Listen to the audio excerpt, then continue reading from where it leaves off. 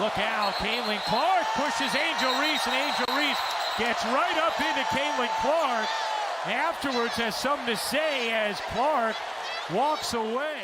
What if I told you that a player could put up 17 points and 18 rebounds in a single game, extend their streak of amazing performances to multiple games in a row, and still be part of the biggest disappointment in professional basketball? That's exactly what happened just days ago when the Chicago Sky lost to the Golden State Valkyries 83-78, extending their losing streak to 6 straight games and dropping their record to a devastating 7-20. But here's the part that nobody wants to talk about. This isn't just one bad game or even one bad season. This is a perfect example of how we've been completely wrong about what makes basketball players valuable. Today, we're diving deep into something that's been staring us in the face all season long. And what we discover is going to change how you look at basketball forever. Walk me through your perspective on the flagrant foul, and what was the point you were trying to make to her? It's just a good take foul, you know. If either Angel gets wide open 2 points or, we send him to the free throw line. Nothing malicious about it. It's just a take foul. Every basketball player knows that. In 2024, the WNBA had its most successful season ever.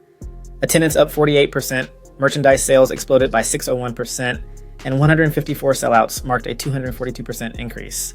Television viewership went through the roof, with ESPN seeing a 183% jump in ratings. But here's where it gets interesting. Not every team benefited equally from this boom. While the league was breaking records, some teams were being left completely behind, despite having talented individual players. Before we dive deeper, hit that like button if you're ready for real analysis that goes beyond surface level takes. I think it just leads to points. I mean, when you get rebounds, it's never a negative. Like, when somebody can't stop you on the boards, I mean, that leads to more points for us. I look at it as positive. Everybody looks at it as a negative, but I look at it as a positive. I only have 4 O boards, so it wasn't just rebounds to me. So, yeah. The Chicago Sky entered this season with incredible potential on paper. A star player putting up historically impressive numbers, breaking rebounding records, and consistently delivering performances that look spectacular in the box score. But currently, Chicago sits at 7-20, dead last in playoff contention with just a 0.1% chance of making the postseason, according to ESPN's Basketball Power Index. While their star player continues making individual history, the team is on a 6-game losing streak, the longest active streak in the entire league. The recent Golden State Valkyries game shows exactly what we're talking about. Angel Reese recorded 17 points and 18 rebounds in 34 minutes, her 3rd consecutive game with 15-plus rebounds. Those numbers look impressive until you realize the Sky lost 83-78, shooting just 43.7% as a team against a mediocre 7-8 Golden State squad. I don't think Angel should be criticized at all. No matter which way it goes, she should never be criticized for what she did. I think everybody knew there was going to be a little trash talk in the entire tournament. It's not just me and Angel. So, like I said, I'm a big fan of hers. But here's the most telling part. Reese had 0 shot attempts in the entire second quarter despite playing all 10 minutes. When your team is struggling to score and you're supposed to be a primary option, disappearing for an entire quarter raises serious questions about basketball awareness. This pattern repeats constantly. Earlier against Washington, Reese put up 22 points and 13 rebounds while Chicago got demolished 103-86. The Mystics scored 52 points in the paint, completely exposing Chicago's interior defense. Candace Parker, a 3-time WNBA champion, provided brutally honest assessment during her podcast, questioning what players you would take Angel Reese over when building a championship roster. I in no way, shape, or form am a hater. What player are you taking Angel Reese over of those that I just listed? Guess we'll wait for their response. I won't say all-star games because the game, I'm going to be honest with you, Leah, it was awful. But What do you mean? The actual game, are you kidding? Parker focused on the difference between being good at your role versus being able to carry a team as a primary option. This wasn't personal hatred. This was professional analysis from someone who understands winning at the highest level. But instead of using criticism as motivation to improve, the response focused on social media drama and accusations of clout chasing from someone who regularly engages in social media controversies. Here's where the business reality becomes impossible to ignore.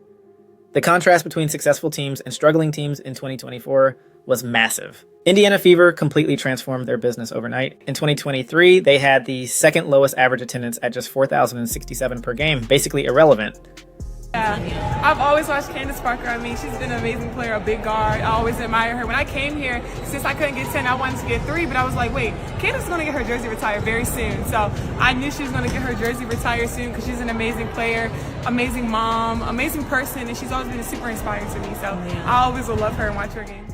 Then Caitlin Clark arrived, and by 2024, They set a single-season record with 340,715 total fans, averaging 17,036 per game. That's more than their previous 2 seasons combined. Meanwhile, Chicago averaged just 8,364 fans per game despite having a star putting up impressive individual statistics. Even on the road, fans were more excited to see Indiana play in other cities, 15,141 average, than Chicago in their own building. Think about what this means. Fans understand the difference between entertaining basketball and empty statistics, even when casual observers get fooled by impressive rebounding numbers. Who do you have winning the women's March Madness tournament, and who do you have winning the men's March Madness tournament? Women, go Gamecocks. Men, may the best team win.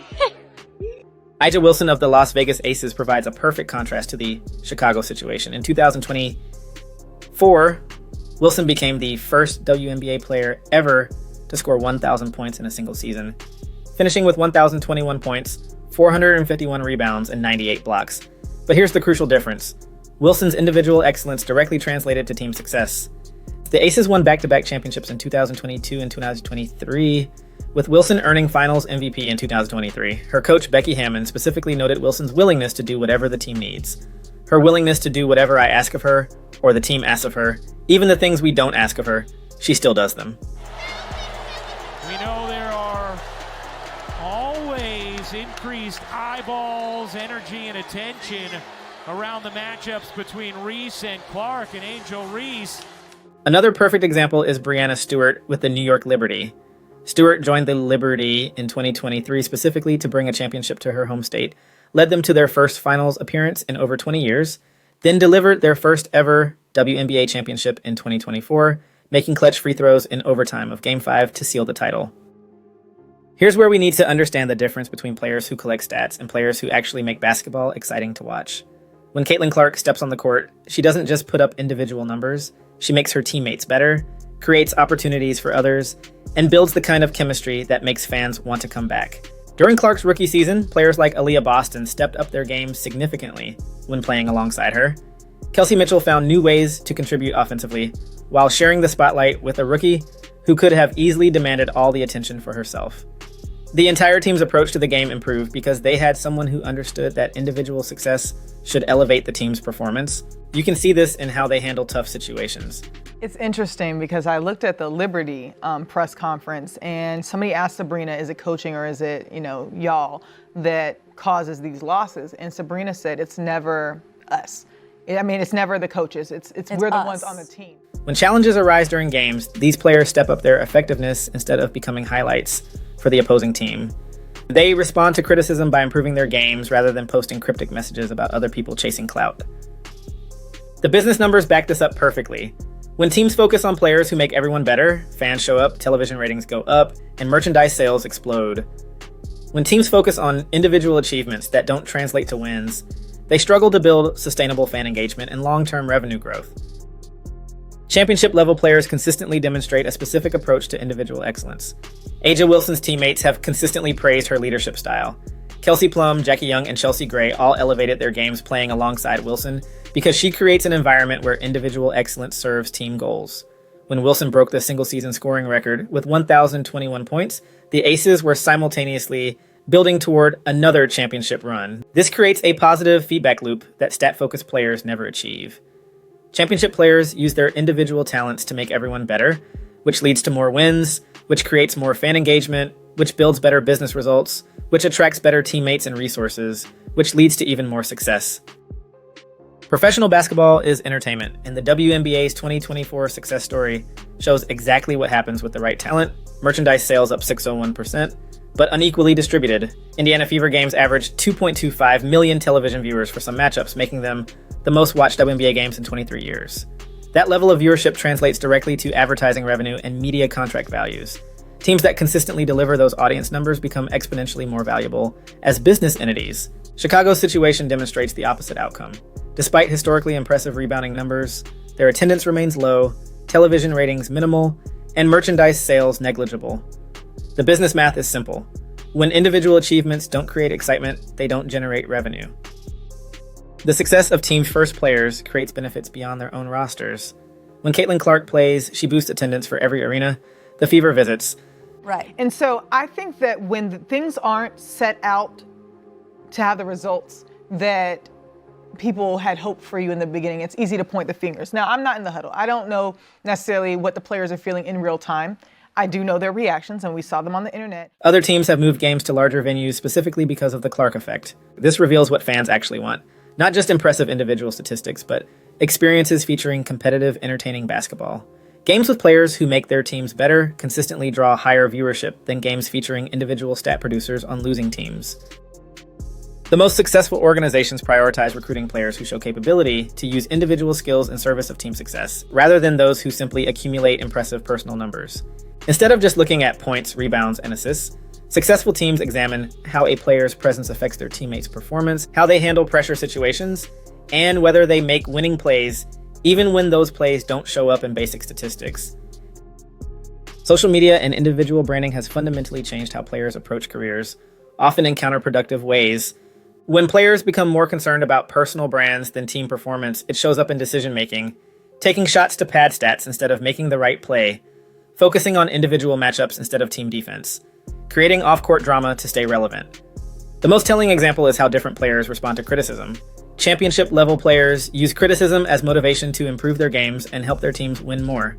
Stat-focused players tend to respond with social media drama and attempts to discredit the critics rather than addressing the underlying performance issues. This creates a cycle where attention-seeking behavior replaces basketball development as the primary focus. Players who fall into this trap often find their careers stagnating because they're prioritizing social media engagement over the skills and mindset that actually create value in professional basketball. The most successful players build personal brands through team success rather than despite it.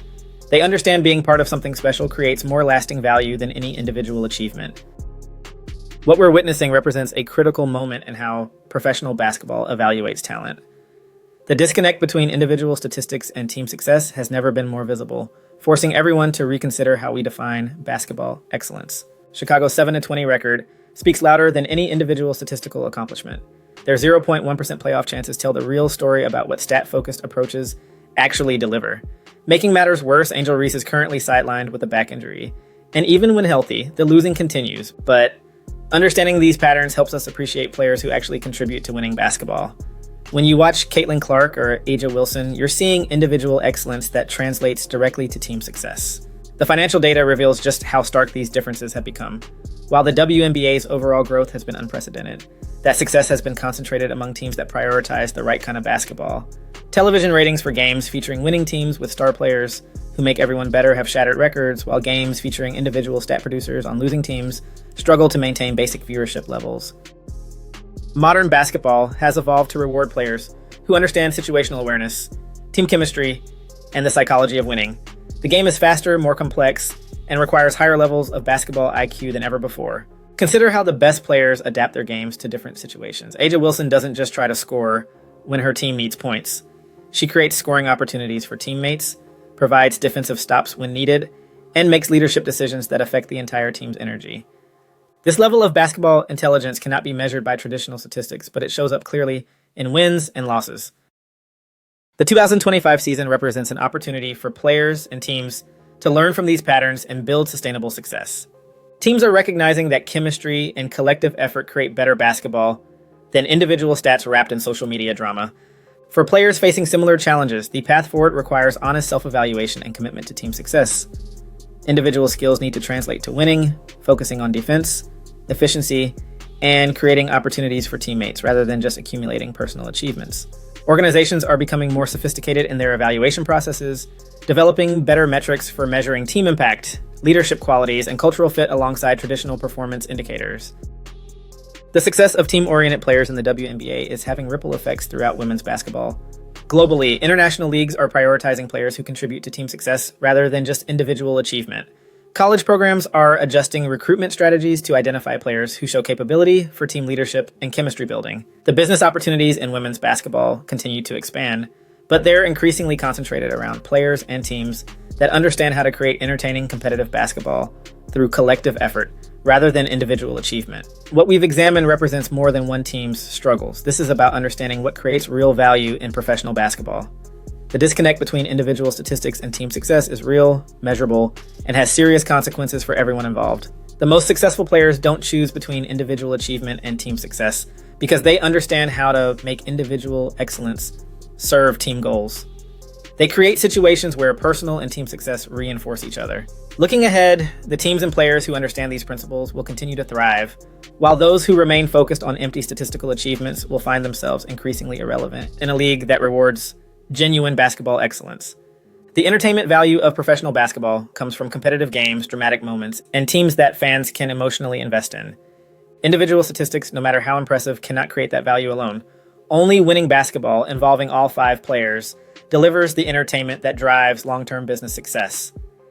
If you found this analysis helpful, subscribe and hit that notification bell for more in-depth basketball content. What do you think about the disconnect between individual stats and team success? Let me know in the comments below. Remember, real basketball talent always rises to the top, but only when focused on the right goals. The numbers don't lie, but they don't always tell the whole story either.